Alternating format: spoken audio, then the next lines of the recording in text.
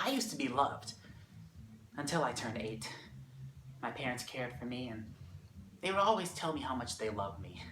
They'd go to all my soccer games, and we'd go out and get ice cream afterwards. Dad would drop me off at school, and Mom would pick me up afterwards. We'd always do a family movie night every Friday. My clearest memory as a child was when I snuggled up between my mom and dad, settled in to watch Disney's Hercules. I cuddled up between my parents, just listening to my mom's heart beating while my dad leaned in. Such a warm moment. Nothing too big, but still pure. I ended up falling asleep on the couch. Well, I magically woke up in my bed the next morning. I went downstairs to the kitchen where my parents were waiting on me. They looked so happy. That's when my dad looked at me and said, "Hey, you sport. How'd you like to be a big brother?" Yep. Turns out my mom was 2 weeks pregnant with my younger brother, Charlie. I was excited at first. I mean, why shouldn't I have been? I could show him the world.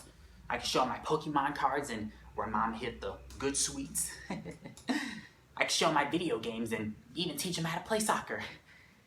But as time went on, Mom got larger and larger, and I started to get worried. My parents suddenly became busy with all these preparations. All they'd do is fuss about this new baby and how excited they were. He was getting all of my love. He even got a baby shower. I don't remember ever getting a baby shower. I did everything in my power to stop that baby from coming. Wished on every star, broke every wishbone, and blew every dandelion just to stop him from coming. But he came. Charlie was squishy. You could poke him and it would take a second for the fat to fall back in place. Everyone thought it was adorable. I didn't really see the appeal. But I figured now that he was born, things would just go back to normal. Boy, was I wrong. My parents were like slaves to him. The first night he came in, I got in my bed and waited for my parents to tuck me in. Eventually, I gave up and rolled over. I could hear that baby through the wall. They were giggling and having a fun time. I decided to go over to see what was so funny, but when I got there, all Dad said that it was just late. He sent me off to bed and turned in for the night. And that was just the beginning. The next 2 years just showed me that my parents never cared. Anytime they left a soccer game because the baby was crying, I knew what it meant. Anytime I was left to eat dinner by myself because Dad was working and Mom was tending to the baby just showed how little I mattered to them. That memory of softness during movie night was fading away. That was it. Movie night. If I could somehow redo movie night, then maybe they'd remember me. They'd hold me close, with tears rolling down their cheeks as they apologize. They just keep telling me they love me. So, Friday night rolled around and I asked if we could watch Hercules that night. Dad said, "Sure. Go grab your brother and we'll set it up." I ran upstairs, grabbed Charlie, and came back down with the speed that would put Usain Bolt to shame. Mom took him from me and set him on the couch next to her. As the music appeared on the screen, I put my plan into action. I would lean over and be taken in by my mother's loving embrace again. But as I leaned over, something was in my way. No, not something. Someone. Charlie was in my spot. I couldn't believe it for the first half of the movie. I just sat there and tried to think of a new plan. Anything to get my old spot back. Eventually, he fell asleep.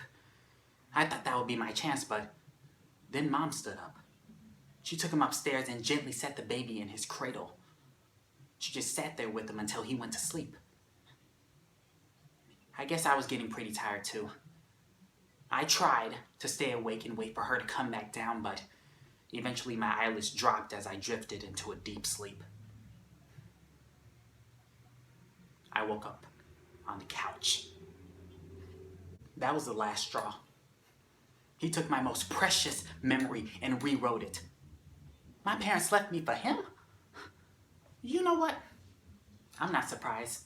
That sums up this whole baby situation in the first place.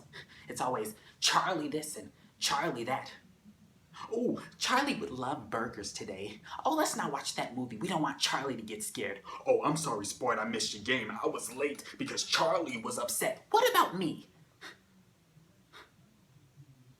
What about me? No one ever asked me how I felt. Never asked if I was okay. If maybe I'd like to snuggle a little bit. Maybe, just maybe, for once I would make the decision, but no. That stupid baby came in and screwed up my life.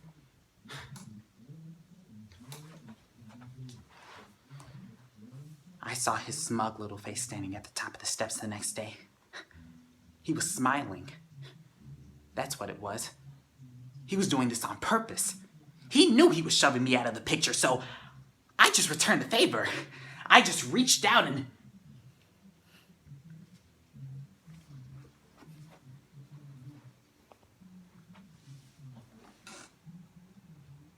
he fell down the steps.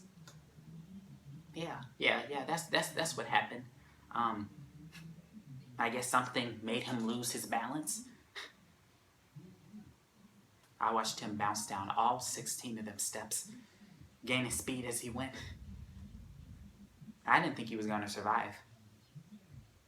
That's where my mom came in, screaming, scooped him up right away. I told my mom he must have tripped down the stairs. You know, something like that, or he tripped on a carpet, that's what it was. Yeah, maybe it was just one of those freak accidents. Maybe karma. He was ruining my life, so maybe he had to go. I don't know, but oh boy was my mom worried. She picked him right up and just started out the door. I went with, of course. We took him straight to the doctor. It was horrifying, seeing my mother so scared. As the doctor checked on him, she just stood there. She stood in that room the whole time. I felt so guilty that I just stood there. And that's where it happened. My mom pulled me in close. She wouldn't let go. And all that she was saying was that she loved me. The baby turned out okay. 2 years have passed and we haven't noticed anything peculiar about him. I still can't help but sit and wonder what things would have turned out if he would have died. Would I be better off? I'd probably be loved a little bit more. Unless they were to find out the truth. I'm with him a lot now. Yes, because he's family, but mostly to protect myself. He can talk now. We wouldn't want him to remember the wrong thing, would we?